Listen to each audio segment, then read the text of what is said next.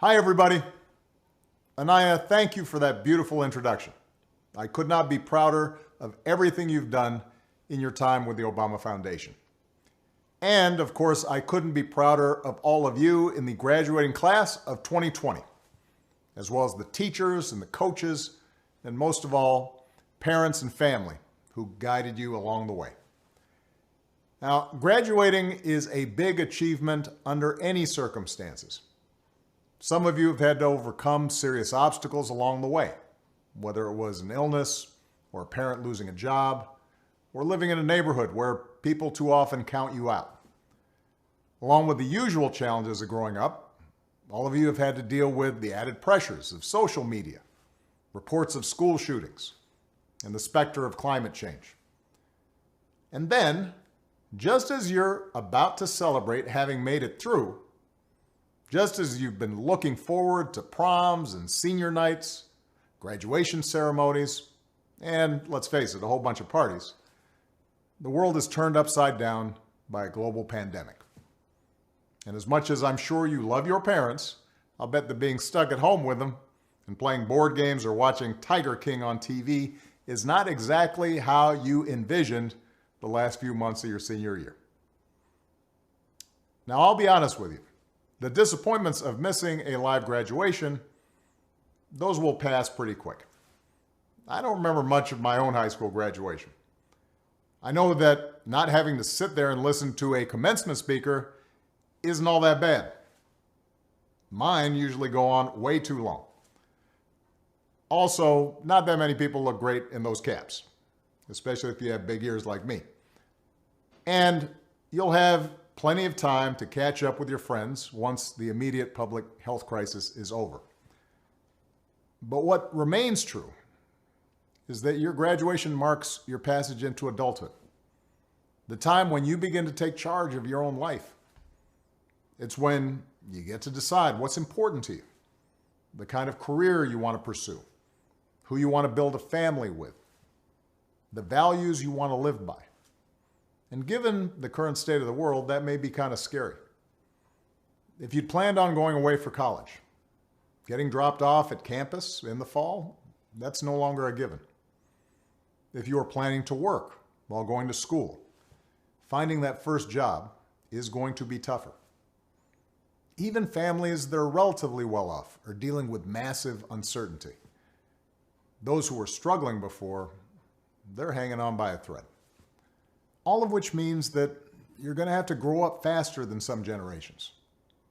This pandemic has shaken up the status quo and laid bare a lot of our country's deep-seated problems, from massive economic inequality to ongoing racial disparities to a lack of basic health care for people who need it.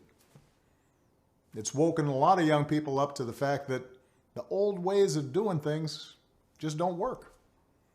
That it doesn't matter how much money you make if everyone around you is hungry and sick, and that our society and our democracy only work when we think not just about ourselves, but about each other. It's also pulled the curtain back on another hard truth, something that we all have to eventually accept once our childhood comes to an end. You know, all those adults that you used to think were in charge and knew what they were doing, turns out they don't have all the answers. A lot of them aren't even asking the right questions. So if the world's going to get better, it's going to be up to you. That realization may be kind of intimidating, but I hope it's also inspiring. With all the challenges this country faces right now, nobody can tell you, no, you're too young to understand, or this is how it's always been done. Because with so much uncertainty, with everything suddenly up for grabs, this is your generation's world to shape. Since I'm one of the old guys, I won't tell you what to do with this power that rests in your hands, but I'll leave you with 3 quick pieces of advice. First, don't be afraid. America's gone through tough times before. Slavery, civil war, famine, disease, the Great Depression, and 9/11. And each time, we came out stronger. Usually because a new generation young people like you, learned from past mistakes and figured out how to make things better. Second, do what you think is right. Doing what feels good, what's convenient, what's easy, that's how little kids think. Unfortunately, a lot of so-called grown-ups, including some with fancy titles and important jobs, still think that way, which is why things are so screwed up. I hope that instead you decide to ground yourself in values that last, like honesty, hard work, responsibility, fairness, generosity, respect for others. You won't get it right every time. You'll make mistakes, like we all do. But if you listen to the truth that's inside yourself, even when it's hard, even when it's inconvenient, people will notice. They'll gravitate towards you.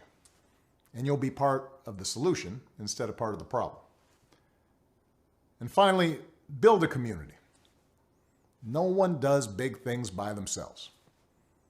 Right now, when people are scared, it's easy to be cynical and say, let me just look out for myself, or my family, or people who look or think or pray like me.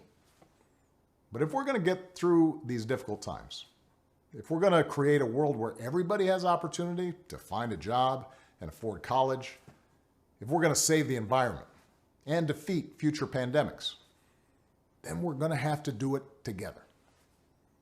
So be alive to one another's struggles. Stand up for one another's rights. Leave behind all the old ways of thinking that divide us: sexism, racial prejudice, status, greed, and set the world on a different path. When you need help, Michelle and I have made it the mission of our foundation to give young people like you the skills and support to lead in your own communities and to connect you with other young leaders around the country and around the globe. But the truth is, you don't need us to tell you what to do, because in so many ways, you've already started to lead. Congratulations, class of 2020. Keep making us proud.